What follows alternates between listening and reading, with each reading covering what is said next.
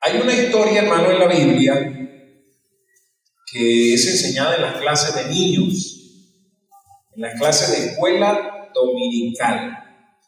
Y me refiero a la historia de Jonás. ¿Cuántos recuerdan a Jonás? Jonás no le hizo caso a la palabra de Dios, dice la canción. ¿Usted recuerda esa canción? Hay como calor, hermanos, hay como calor. Llovió un poquitico y hizo un poquito de calor. Bueno, Jonás no le hizo caso a la palabra de Dios y por eso al mar profundo la gente lo lanzó. Hermano, este libro es fácil de leer. ¿Cuántos han leído el libro de Jonás alguna vez? Levanten la mano los que han leído el libro de Jonás. ¿Cuántos capítulos tiene? Solo tiene 4 capitulitos y nos deja, hermanos, un conocimiento para poner en práctica acerca de cómo es Dios y lo que desea que nosotros hagamos como hijos suyos. Y voy a hacerles un pequeño recuento de lo que es. En el capítulo 1 usted va a encontrar el llamado que Dios le hace a Jonás y también va a encontrar la huida de Jonás de Dios. Eso lo va a encontrar usted en el capítulo ¿qué? En el capítulo 1 va a encontrar el llamado que Dios le hace a Jonás y la carrera que metió Jonás de huida de Dios también. En el capítulo 2 usted va a encontrar que Jonás está en el vientre del gran pez y también va a encontrar la segunda oportunidad que Dios le da a Jonás. ¿Cuántos creen que Dios les ha dado a ustedes segundas oportunidades? Y terceras y cuartas. ¿Usted va en cuánta oportunidad va? ¿Cuántas le ha dado Dios? 5, 6, 10 oportunidades, 20 o una por año. Y si nos ha dado una por año, ya vamos por bastante número. En el capítulo 3, usted va a encontrar de Jonás el arrepentimiento de Nínive. Nínive se arrepintió y eso le sacó la piedra a Jonás. A Jonás no le gustó esa situación. Y en el capítulo 4, usted va a encontrar la ira de Jonás. Usted va a encontrar la ira de Jonás. Y por eso yo he titulado esta enseñanza El hermano rabioso. El hermano rabioso. No voy a preguntar cuántos hermanos rabiosos hay porque no es la idea, pero hermanos, muchas veces nosotros nos comportamos como Jonás. Nos ponemos rabiosos cuando vemos que la misericordia de Dios se ha extendido a alguien y específicamente si ese alguien es enemigo. Si ese alguien es enemigo político, religioso y la misericordia de Dios se extendió sobre esa persona, ya ahí comenzamos a sufrir. Hermano, leamos esta historia del Antiguo Testamento y dejemos entonces que el Espíritu Santo nos guíe a los cambios que desea hacer en cada uno de nosotros. ¿Usted cree que Dios desea hacer algún cambio en usted esta mañana? ¿Y en mí también? Bueno, entonces vamos al capítulo 4 de Jonás y vamos a leer esos versículos que aparecen ahí. Desde el versículo 1 de Jonás, capítulo 4. Dice, ¿lo tienen en sus Biblias? Levanten las Biblias, espadas arriba, eso, mire, muy bien, gloria a Dios. Dice la palabra del Señor, pero Jonás, ¿se puede usted poner de pie, disculpe, ante la lectura de la palabra de Dios? Pero Jonás se apesadumbró en extremo y se enojó. Ahí está el hermano rabioso el hermano. Versículo 2. ¿Y cómo es que alguien ora lleno de rabia? Mire, y oró a Jehová y dijo, ahora, oh Jehová, ¿no es esto lo que yo decía estando aún en mi tierra? Por eso me apresuré a huir a Tarsis, porque sabía yo que tú eres un Dios clemente y piadoso, tardo en enojarse y de grande misericordia, y que te arrepientes del mal. ¿Qué conocía Jonás de Dios? ¿Cómo era Dios? Mire cómo dice. Dice, sabía yo que tú eres Dios ¿qué? Clemente y piadoso. ¿Eso es verdad o es mentiras? Es verdad. Tardo en enojarse. ¿Eso es verdad o es mentiras? Y de grande misericordia. ¿Es verdad o es mentiras? Y que te arrepientes del mal. Sigue diciendo el versículo 3. Ahora pues, oh Jehová, te ruego que me quites, le dio rabia al hombre, ¿verdad? porque mejor me es la muerte que la vida. Y Jehová le dijo: ¿haces tú bien en enojarte tanto? De broma no le dijo: se te va a subir la tensión. Y salió Jonás de la ciudad y acampó hacia el oriente y se sentó debajo de ella a la sombra hasta ver qué acontecería en la ciudad. Él se sentó a ver en pantalla plana cómo Dios iba a destruir a Nínive, porque era lo que Dios había dicho, que si no se arrepentían, Él los iba a destruir. Pero Jonás estaba dudando del arrepentimiento. Versículo 6: y preparó Jehová Dios una calabacera, la cual creció sobre Jonás para que hiciese sombra sobre su cabeza y le librase de su malestar. Y Jonás se alegró grandemente por la calabacera. Pero al venir el alba del día siguiente, Dios preparó un gusano. Le dio la calabacera y también le dio un gusano, el cual hirió la calabacera y se secó. ¡Qué broma tan tremenda! Y aconteció, dice el versículo 8, que al salir el sol, preparó Dios un recio viento solar, y el sol hirió a Jonás en la cabeza, y se desmayaba, y deseaba la muerte, diciendo: mejor sería para mí la muerte que la vida. Va por segunda vez diciendo eso. Entonces dijo Dios a Jonás: ¿tanto te enojas por la calabacera? Y él respondió: mucho, mucho me enojo, hasta la muerte. Y dijo Jehová: ¿tuviste tu lástima de la calabacera? En espacio de una noche nació, y en espacio de otra noche pereció. Y no tendré yo, Jonás, piedad de Nínive, aquella gran ciudad donde hay más de 120,000 personas que no saben discernir entre su mano derecha y su mano izquierda, y muchos animales. ¿Qué tal? Puede usted sentarse, hermano. Gloria al Señor por estos 11 versículos de la palabra del Señor, de este profeta menor llamado Jonás, el hermano rabioso. Así he titulado esta enseñanza. ¿Qué tenemos nosotros aquí, hermano? Jonás se siente profundamente molesto y enojado con Dios. ¿Por qué? ¿Por qué está Jonás tan sumamente rabioso? ¿Por qué está Jonás tan sumamente molesto? Hay que recordar un poquito la historia. ¿Qué pasaba con Nínive? ¿Qué pasaba con Nínive? ¿Quiénes eran los ninivitas? ¿Quién era el rey de los ninivitas?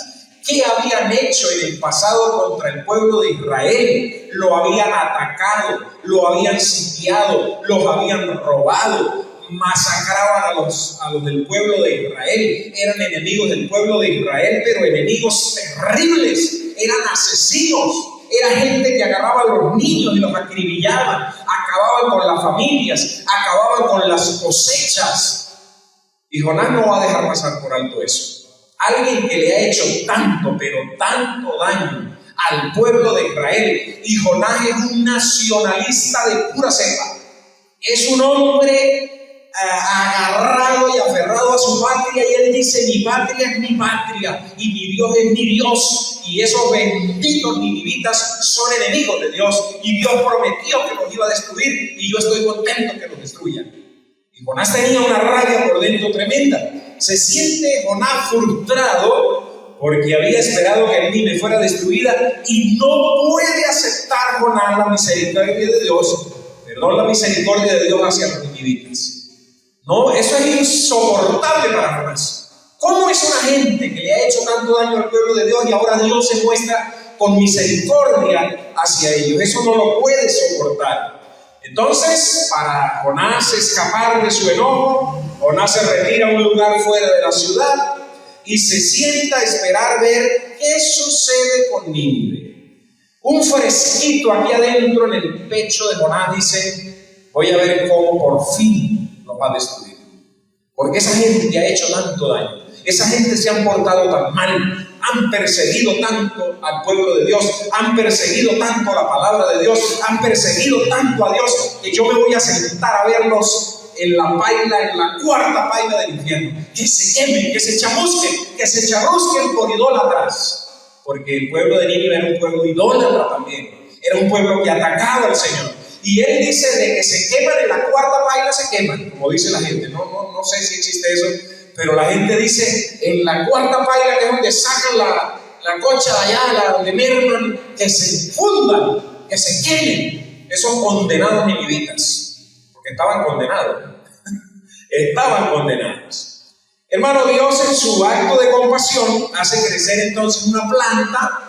¿Cuándo han visto ustedes que una planta de calabaza crezca en una noche, eche ramas suficientemente grandes para que al otro día le tapen yo creo que Jonás estaba quizás calvo, porque dice que se le quemó la torre de control, se le estaba quemando, y en una noche Dios hizo crecer la calabacera muy bonita, me imagino que un bejuco bien grueso, con una hoja bien grandota así, en forma de paraguas encima de la cabeza de Jonás. Y Jonás, ¡ay, qué calidad! Porque se le estaba quemando la cabeza.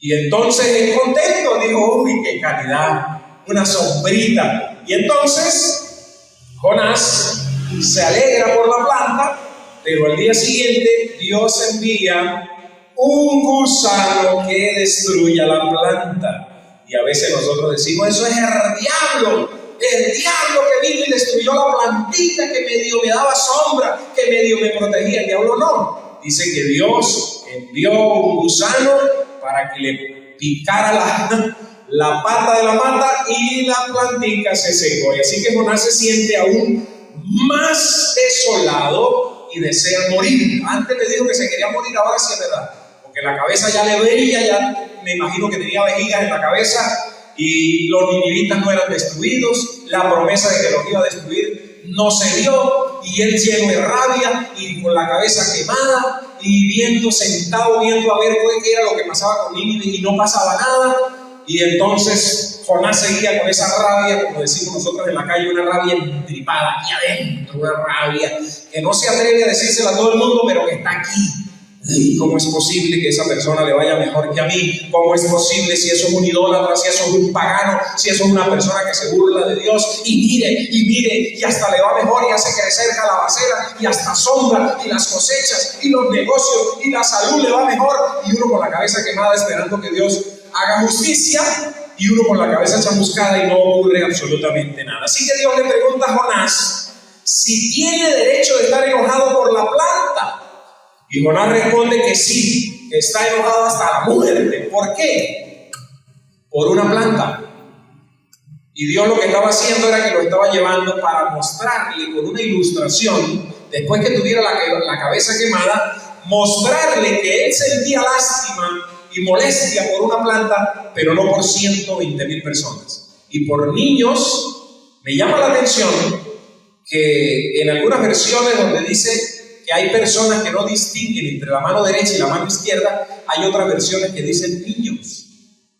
No personas, sino niños. Entonces sería algo así como, voy a destruir yo todos esos niños que todavía no saben el bien y el mal, es decir, niños menores de 12 años, niños menores de 9 años, los voy a destruir yo, y junto con ellos a todos los animalitos. Así que cuidado a los que les gusta hacerle daño a los animales, y echarles piedra y envenenarlos y acabarlos, y cuidado, porque Dios también tiene cuidado de los animalitos. Dios también tiene. ¿Cuántos dicen amén? Lo que tienen. ¿Cuántos dicen amén? Hermano, en este capítulo resalta la naturaleza de Dios como compasiva, y sabe también que resalta en este capítulo 4 la dificultad que a veces tienen las personas para aceptar la compasión de Dios.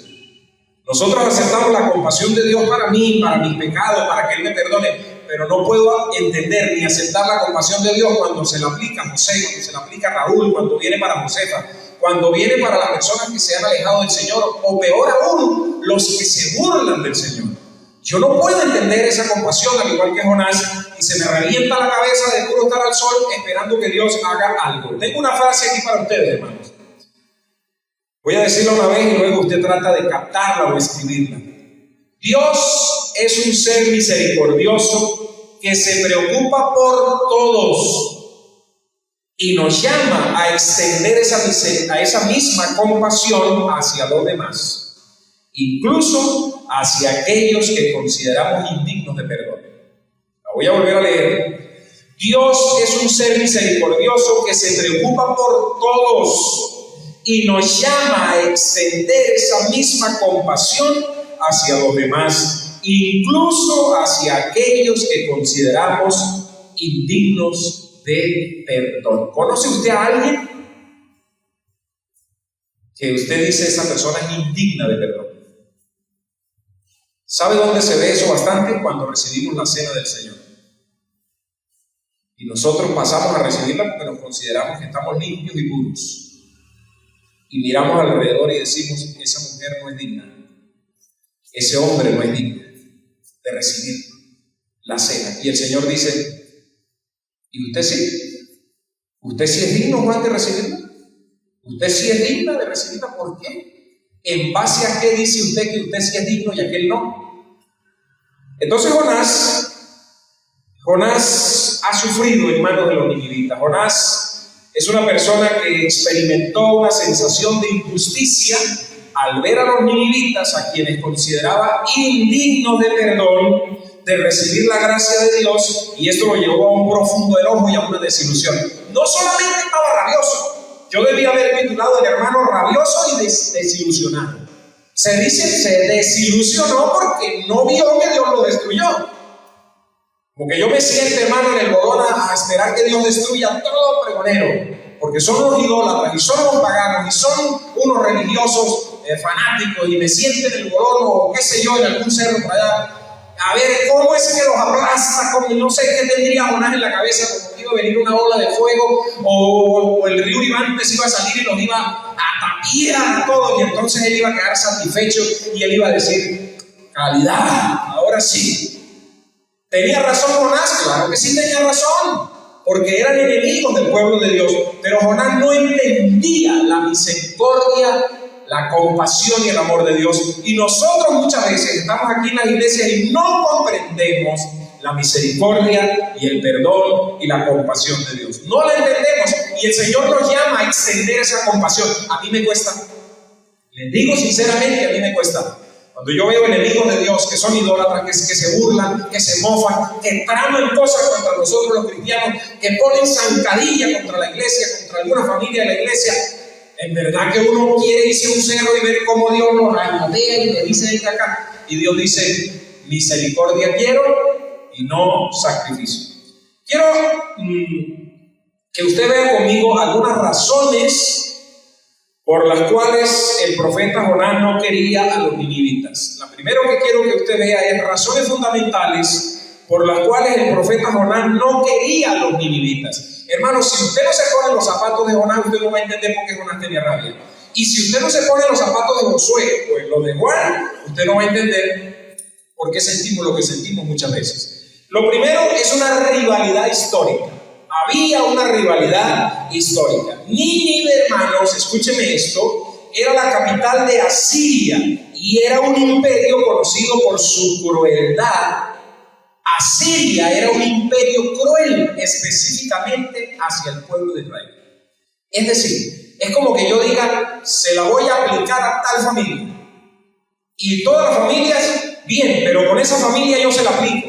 El imperio de Asiria se la aplicó al pueblo de Israel, como dice el segundo libro de Reyes en el capítulo 19, versículo 36. En el segundo libro de Reyes usted puede encontrar esta historia. Los asirios habían oprimido al pueblo judío durante décadas. Eso sí era una dictadura, hermano. Una dictadura sobre el pueblo de Israel por 10 años. Por 20 años, por 30 años, por 40 años. Y ese imperio asirio encima, cuando tenía chance de hacerle daño al pueblo de Israel, se lo hacía. Así que, hermano, entonces vemos que durante décadas ellos estaban generando un resentimiento natural en Jonás como patriota israelita. Usted como patriota venezolano, cuando usted ve que hay alguien extranjero que le quiere hacer daño a su nación, a usted le da rabia y usted se molesta cuando dicen, no, que le van a quitar al municipio Vivante un pedazo de tierra para dárselo al municipio no sé quién. ¿Y por qué? De una vez uno brinca y dice, ¿y por qué? ¿Y por qué nosotros tenemos que entregar nuestro petróleo? ¿Y por qué nosotros tenemos que entregar nuestra gente? ¿Y por qué nosotros tenemos que dejar que otros gobiernos extranjeros vengan y manden? ¿Por qué tenemos nosotros que permitir que Estados Unidos o Rusia o China o Irán? Y uno comienza a molestarse. Porque hay algo dentro de nosotros de nacionalidad, nacionalismo, que uno quiere su tierra y uno la defiende. Ahora imagínense Jonás con tremenda rivalidad histórica que por años, es decir, a Jonás su papá le contaba: mira, los asirios nos hicieron esto, nos hicieron esto, nos hicieron esto. El abuelo contaba: hicieron esto, y Jonás iba guardando, y viene Dios y lo llama, que tiene que ir a predicar a los ninivitas, y él dice: no, vaya a comer jabón, yo no voy a ir a eso. Porque eso fue lo que él dijo: vaya, coman jabón, yo no voy a ir a predicarle a los enemigos. No voy, son unos bichos que se pudran en el infierno, que se vayan. O sea, voy a venir yo de buena gente ahora después de que me han hecho todo eso. Hermano, ¿cuántos ninivitas hay en tu vida a los cuales se merecen la muerte, pero tú estás llamado hoy como profeta a predicarles el evangelio de reconciliación y a que ellos reconozcan del Señor Jesucristo? Yo tengo unos cuantos ninivitas que me ha tocado, hermano, bajar la cabeza y como profeta de Dios ir a enseñarles a tener misericordia, a tener compasión, a decirles: no se preocupe, tranquilo, el Señor ya nos perdonó, nos equivocamos, pero sigamos adelante. Ese es un Jonás, un hermano rabioso, y tenía toda la razón. La segunda razón fundamental por la cual Jonás no quería a los ninivitas era por temor al arrepentimiento. Jonás entendía el carácter misericordioso de Dios, como dice Jonás capítulo 4, versículo 2, que lo leímos 2 veces hace rato. Así que sabía que si los ninivitas se arrepentían, Dios podría perdonarlos, y el profeta quería era verlos destruidos como castigo por sus crímenes. No decimos nosotros que paguen por sus crímenes. No, hombre. Crímenes de lesa humanidad, que no prescriben, que paguen, así pasen 20 o 30 años, pero que paguen, caramba, y hasta groserías se salen a veces. Hombre, la justicia de Dios caiga sobre ellos. Pero cuando nosotros decimos la justicia de Dios caiga sobre ellos, es que los queme. No con la misericordia, sino que los chamusque. Y cuando tú tienes a una persona enemiga, declarada, tú dices: no, hombre, y hasta hacemos oraciones imprecatorias, como la que hacía el salmista, que bienaventurado el que agarre a tu niño y lo estrelle contra una peña. Eso es una oración imprecatoria, de rabia, de molestia. Y uno dice: uy, ¿qué le pasó al salmista? ¿Cómo que feliz 3 veces el que agarre a un niño de los enemigos y le dé contra una piedra? Pero eso tiene una razón histórica, y si nosotros no la conocemos, pues juzgamos con facilidad, al igual que podemos nosotros decir: Jonás era nada. Por no digo. Hermano, la tercera razón es por el concepto limitado de misericordia divina. La primera, por la pelea histórica, que durante décadas Jonás había sido, o el pueblo de Israel había sido caudillo de ellos. La segunda, porque él sabía que Dios le iba a tener misericordia. Y la tercera, un concepto que tenía Jonás limitado de la misericordia divina. ¿Qué significa esto?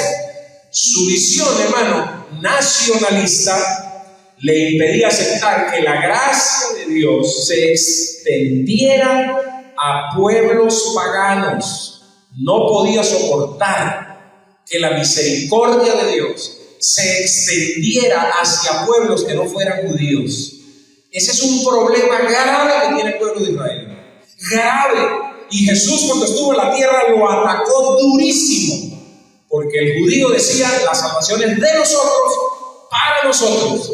Y Jesús dijo: pues naná y sisa, como dijo el colombiano, la salvación también es para los gentiles. Y muestra de ello, yo no sé quién es judío de los que estamos aquí, pero casi en su mayoría somos gentiles. Todos los que estamos aquí somos gentiles. Entonces, hermano, la parábola final de la planta que aparece en Jonás capítulo 4, versículos 6 a 10, la planta de calabacera, muestra cómo Dios quería enseñarle que su compasión, escúcheme, la compasión de Dios abarca toda la creación.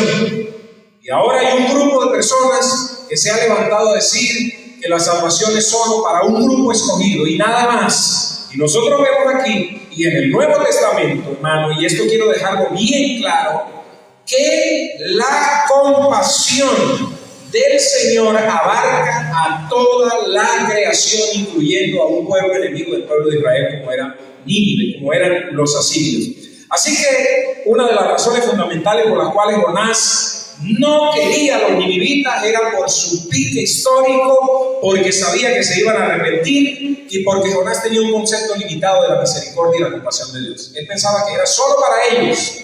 Pedro tuvo el mismo problema y Pablo lo tuvo que atacar. Y hoy día, en el 2021, seguimos nosotros teniendo el mismo problema, que es para nosotros solos.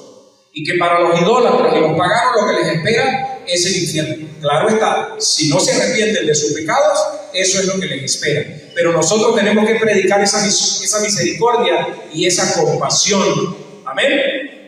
En segundo lugar, quiero que veamos, hermanos, las razones fundamentales por las cuales Dios no destruyó a los ninivitas.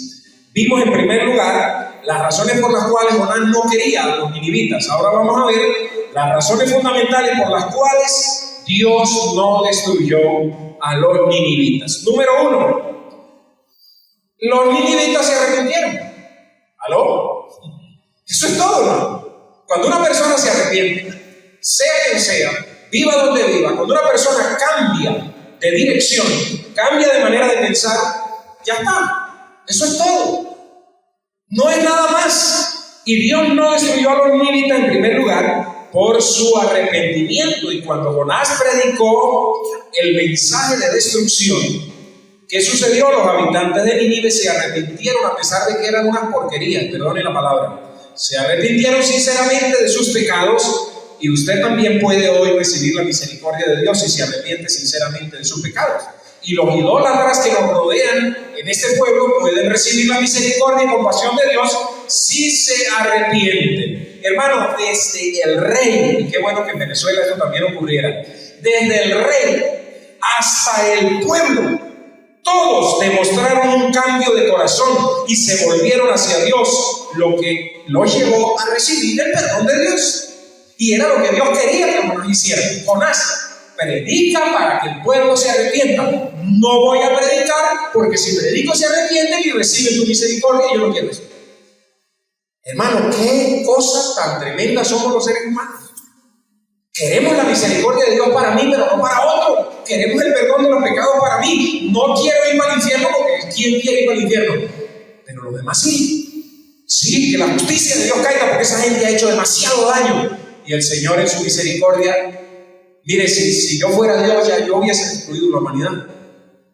Porque en una de esas, que usted me pide a mí misericordia y perdón, pero no la muestra para los demás, ya está listo. Ya está listo, ya lo quemo, ya lo fulmino. Pero el Señor no hace eso. Así que la primera razón por la que Dios no destruyó a Nínive, ¿por qué fue? Porque se arrepintieron. El rey, cuando escuchó a Jonás que faltaban 40 días para la destrucción, el rey dio decretos. Y qué hermoso sería, hermano, que en nuestra nación, desde Miraflores, hayan decretos en donde se glorifique al Señor y donde haya ayuno y donde haya arrepentimiento y donde diga, si de aquí a 40 días los venezolanos no se arrepienten, van a ser destruidos. Y que todos aquellos profetas que salen diciendo que para Venezuela viene esto y viene aquello y no sé qué más, en vez de estar diciendo lo que viene, prediquen del mensaje de Jesucristo para que las personas se arrepientan, en vez de estar diciendo que viene destrucción, que viene no sé qué, que viene, que terremoto, que esto, que... Todo eso puede ser verdad, hermano. Pero si nosotros no predicamos, ¿cómo la gente se convierte? ¿Cómo la gente se salva? Entonces yo uso las redes sociales como profeta para decir y horas hablando de cómo va a ser destruida y dónde va a ser destruida y no sé qué, y nunca digo arrepiéntanse de sus pecados, acepten a Cristo como Salvador para que venga un aire fresco para Venezuela. La segunda razón por la que Dios no destruyó a Nínive es por la misericordia de Dios.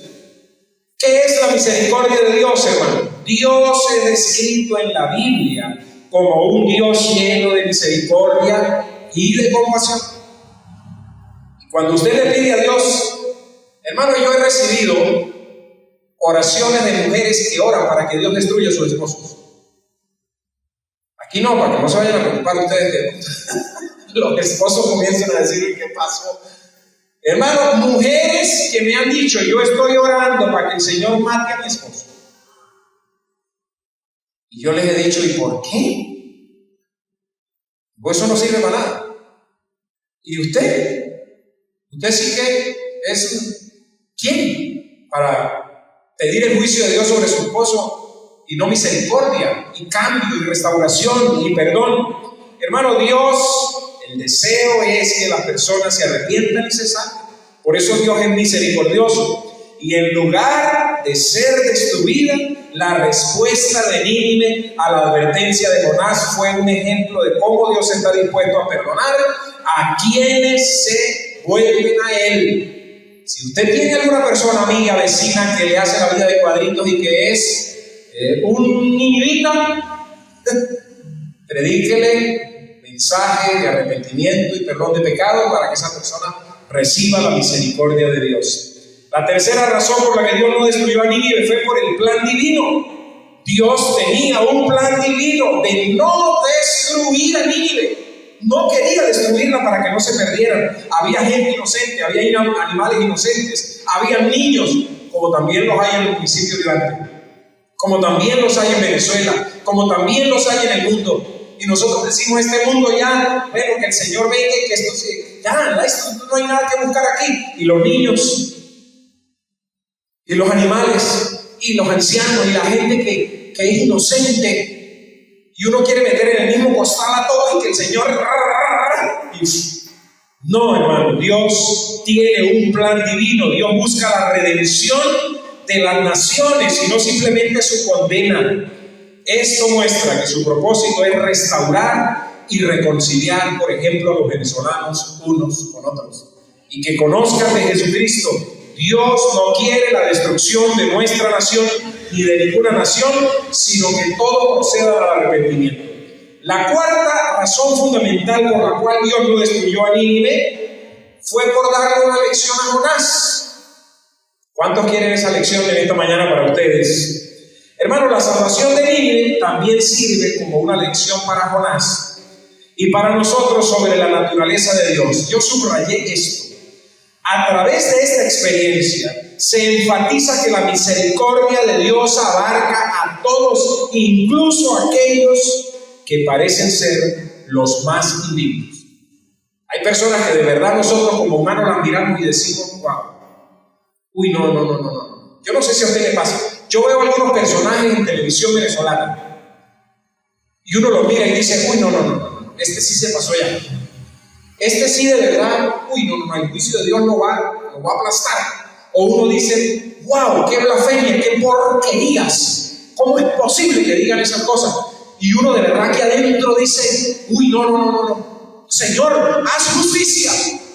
¿De cuál? Dice el Señor. ¿De la que te apliqué a ti cuando perdoné tus pecados, o de cuál justicia quieres que yo haga? ¿Me estás pidiendo la muerte de ellos? ¿Y qué tal si yo le hubiese aplicado la muerte a ti antes de que tú creyeras? ¿Me explico? Lo que es bueno para ellos es bueno para ti, lo que es bueno para ti es bueno para ellos. Sí, pero es que yo no era tan mala persona. ¿Seguro? Porque la Biblia dice que no hay justo ni aún uno, que todos somos pecadores. No hay ninguno aquí que tenga un nivel de más aceptación delante de Dios. Escuche esto, ninguno de los que estamos en este recinto es más que otro delante del Señor. Eso es una cosa que tenemos en la cabeza, hermano, fea. Pastor, usted como está más cerquita de Dios. ¿Cuál es gallina? Dijo el que se robó una cabulla. Hermano, todos estamos en un nivel que lo que merecemos es el infierno, pero la misericordia de Dios nos cubrió. En resumen, hermanos, Dios no destruyó a Nínive porque los ninivitas se arrepintieron. ¿No es eso lo que usted desea? ¿No es eso lo que el Señor desea? Hermano, y porque en su naturaleza, la naturaleza de Dios es un Dios misericordioso que desea la salvación y la reconciliación con Dios. Por eso no la destruyó, para darle una lección a Jonás, porque es un Dios de misericordia, porque es un Dios compasivo, porque los ninivitas se arrepintieron. Hay razones, no porque Dios, porque ¿de qué acusaba a Jonás a Dios? De incumplido. Imagínense hasta dónde llegamos nosotros. Incumplido. Usted dijo que nos iba a destruir y me mandó a predicar. Incumplido. Y esa rabia por dentro. Usted dijo, Señor, y mire, no cumple, usted no cumple su promesa. Oye, ¿cómo es la cosa? No es que Él no cumple, es que Él no quiere que ninguno perezca, sino que todos procedan al arrepentimiento. Ayer atendí un señor aquí que vino cargado, muy cargado, y me decía: yo me estoy haciendo el loco, estoy esperando un poquito a ver si las aguas bajan y puedo salvar mi matrimonio. ¿Sí? Señor que no es de la iglesia, muchacho. Y yo me acordaba, como tenía esto preparado, de la misericordia de Dios con Nínive. Yo decía, Dios se hace muchas veces como, no sé si lo ofendo al decirle a Dios esto, como el que no ve, como el que no escucha, aunque sí ve y sí escucha, esperando como nosotros los padres con los hijos, que a veces decimos: uy, para no explotarlo, para no reventarlo, voy a hacer el loco, a ver si cambia, a ver si transforma su vida. Entonces Jonás estaba rabioso, Jonás estaba desilusionado. Jonás dijo: Dios no cumple, incumplido. Dios es un incumplido. Y en tercer lugar y último, quiero hablarles de los puntos claves del mensaje final de Dios para nosotros como iglesia. ¿Cuáles son los puntos claves de este mensaje final de Dios para nosotros como iglesia que aparece en Jonás capítulo 4? Hermano, lo primero que quiere Dios decirle a la iglesia en esta mañana, es decir, a usted y a mí, es que la soberanía de la misericordia divina es de Él. Él es soberano. Él hace como quiere, donde quiere, con quien quiere. Y usted y yo debemos entender que no todos somos iguales, no pensamos iguales, no reaccionamos igual. A veces en medio de una situación, por ejemplo, de una riña, de una pelea, usted ve que hay personas que reaccionan y no reaccionan nada, no son reactivos. Y usted dice: pero como contaba Linqueya, que cuando murió su papá, contaba el viernes en la vigilia, que una de sus tías, al ver que ellas estaban tranquilas por la muerte de su papá, porque sabían que su papá estaba en el cielo, una de las tías no cristianas la agarró por los brazos y le dijo: pero ¿qué les pasa? Porque ella quería que reaccionaran llorando, gimiendo, gritando, dándose por el pecho. Y ella decía: no, porque nosotros sabemos que papá está en un lugar mejor.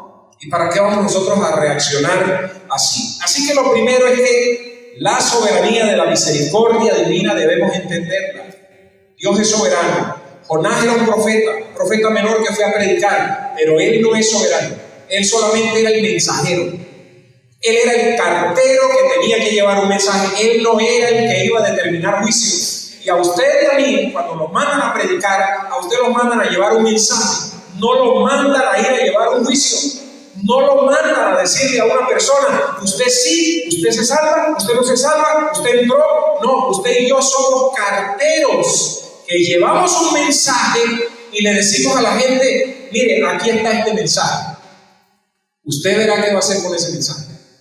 Aquí está ese mensaje. Usted verá qué va a hacer. Hermano, Dios demuestra que su perdón no está restringido a un pueblo en específico, que era lo que Jonás decía. Es que el perdón es para nosotros los judíos. Y Dios le dijo: no, Señor. Vamos a ver Jonás 4:11. Jonás 4:11 dice: y no tendré yo piedad de Nínive, aquella gran ciudad donde hay más de 120,000 personas. Hermano, la salvación no es solo para los evangélicos.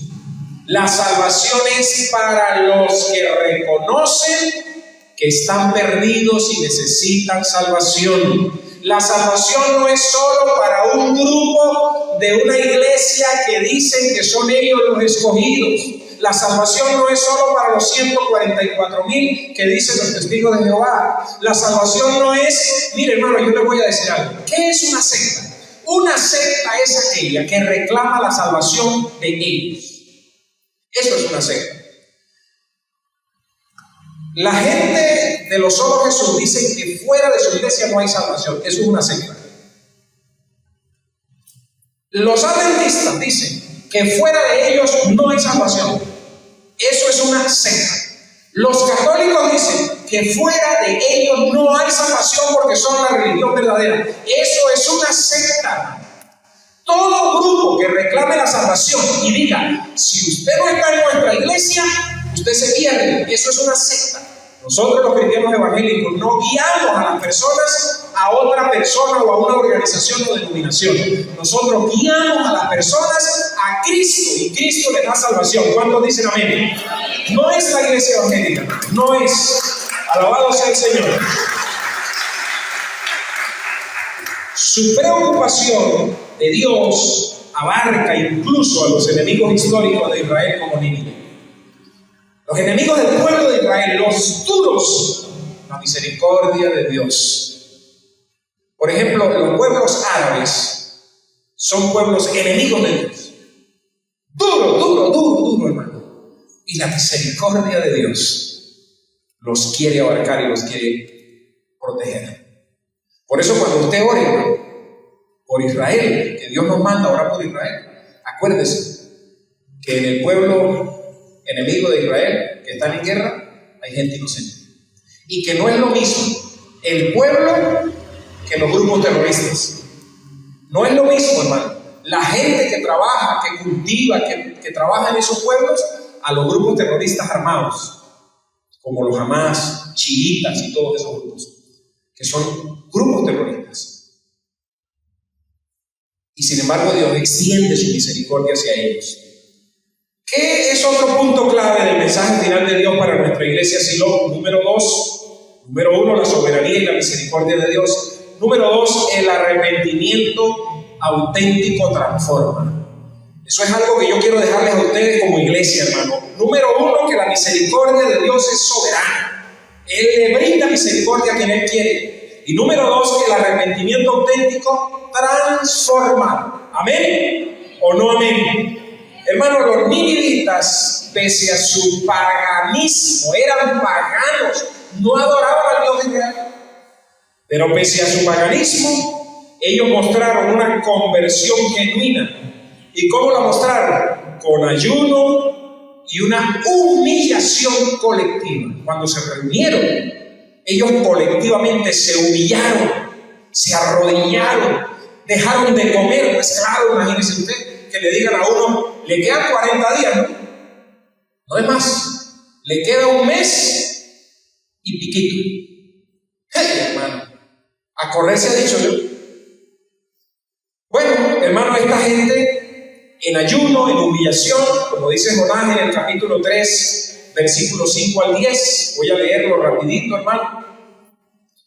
Versículos 5 al 10, vamos a leer esos 5 versículos, dice: y los hombres de Nínive creyeron a Dios, hermoso, ¿verdad? Y proclamaron ayuno, y se vistieron de cilicio desde el mayor hasta el menor de ellos. Y llegó la noticia hasta el rey de Nínive, y se levantó de su silla, y se despojó de su vestido, y se cubrió de cilicio, y se sentó sobre ceniza. No tengo el tiempo para explicar toda esta simbología, pero era humillación. E hizo proclamar y anunciar en Nínive por mandato del rey y de sus grandes, diciendo hombres y animales y bueyes y ovejas, no gusten cosa alguna, no se les dé alimento, hasta los animales, hermano. Por eso Dios dijo, no voy a tener cuidado yo de los animalitos, y hasta los animalitos están ayunando. Los pusieron a ayunar a los pobres animales para que haya arrepentimiento. Versículo 8: sino cúbranse de cilicio hombres y animales, y clamen a Dios fuertemente, y conviértase cada uno de su mal camino. Él no está reconociendo, llevaban un mal camino, de la rapiña que hay en sus manos. Eran ladrones, hermano. ¿Quién sabe, dice el rey en el versículo 9, si volverá y se arrepentirá Dios y se apartará del ardor de su ira y no pereceremos? Y vio Dios, lean conmigo, y vio Dios. Hermano, ¿Dios ve o no ve? ¿Dios escucha o no escucha? Y vio Dios que se convirtieron de su mal camino, y se arrepintió del mal que había dicho que les haría, y no lo hizo. Y ahí vino la rabia de Jonás. Jonás se enfureció. Así que, hermano, en segundo lugar, lo que el Señor nos quiere enseñar a nosotros como iglesia es que el arrepentimiento auténtico transforma. Si usted se arrepiente y lo muestra con hechos en su vida, el Señor puede detener cualquier cosa que haya decidido permitir para tu vida o que Él haya decidido hacer. Dios puede decir, el hombre o la mujer cambió y lo está mostrando. Porque yo puedo decir que cambio, pero si no muestro, ¿de qué sirve? Hermano, número 3, otro consejo que el Señor nos deja a nosotros es la crítica al nacionalismo religioso. De una manera u otra ya yo lo toqué. Jonás representa, hermano, la mentalidad israelita que deseaba, escuche, monopolizar el favor divino. Solo para Él, solo para mi pueblo y nadie más. Y la pregunta que le hace finalmente Dios es, y le dice, ¿y no he de yo compadecerme de Nínive? Jonás, ¿por qué crees tú que yo no me voy a compadecer de Nínive? ¿Qué te hace pensar que los pueblos paganos no merecen mi misericordia? Que los que no están aquí en la iglesia merecen mi misericordia. Hermano, y finalmente, la otra lección que el Señor nos deja a nosotros como iglesia, sí lo es, la paradoja del profeta. Es interesante esta paradoja porque mientras Jonás se enfurece por la sombra perdida de una planta, ¿sí? Eso es paradójico, hermano. Que yo me enfurezca porque una planta se secó y que no me ponga triste porque una ciudad de más de 120,000 personas va a ser destruida. Eso es paradójico, hermano. Y el Señor nos quiere enseñar esas cosas a nosotros. Dios expone, escúcheme, la incoherencia de valorar más una vegetación que las vidas humanas. Y yo leía esto, hermano, y lo preparaba, y yo decía tal cual lo que tenemos ahorita en la sociedad.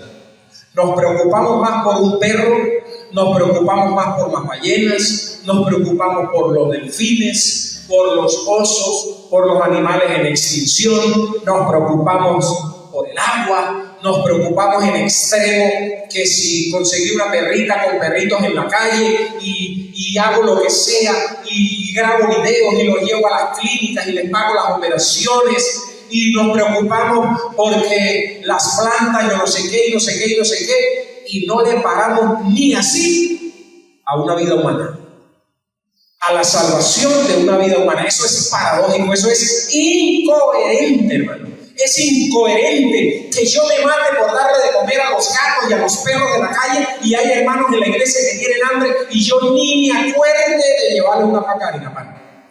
Ni me acuerde de traer una vaca harina pan para la cesta de amor. Pero si estoy preocupado y sigo a la gente en las redes sociales que cuidan a los gatos y cuidan a los perros, hermano, yo no estoy en contra de eso, porque es parte del trabajo de gerencia que los seres humanos debemos hacer con la naturaleza. Pero hermano, Cristo nunca murió por los perros ni por las ballenas, ni Cristo murió, aunque la redención recibió también una ayuda. Pero hermano, Jonás estaba molesto por una planta, y estaba molesto porque Dios había mostrado misericordia, y estaba molesto porque Dios era un incumplido y se había arrepentido, y estaba molesto. Pero hermano, Dios mostró misericordia, nunca lo achicharró tampoco a él. Simplemente le dijo a Jonás, en verdad, le conviene a usted ponerse así de bravo por una planta, y porque yo estoy mostrando misericordia. Concluyo así: la historia de la calabacera que crece y muere en Jonás capítulo 4, versículos 6 al 7, funciona, hermano, como una metáfora de cómo los seres humanos priorizamos comodidades egoístas sobre el destino espiritual de otros. Mientras yo esté cómodo y tenga la cabeza tapada y tenga mis necesidades cubiertas, los demás que se mueran. Eso somos los seres humanos. Eso es lo que el Espíritu Santo nos está diciendo aquí. Estamos desnudos, hermanos. Nos descubrieron. Jonás nos representa a nosotros. Mientras yo tenga mis necesidades cubiertas, mientras la calabacera no se me seque para que la cachiporra me queme, que 120,000 se mueran, que se pierdan y que los animales se muevan. A mí eso no me interesa, pero yo estoy sentado aquí viendo a ver cómo va a pasar todo esto. Hermano, de verdad Jonás era el que merecía que lo agarraran por el cuello y lo achicharraran, hermano.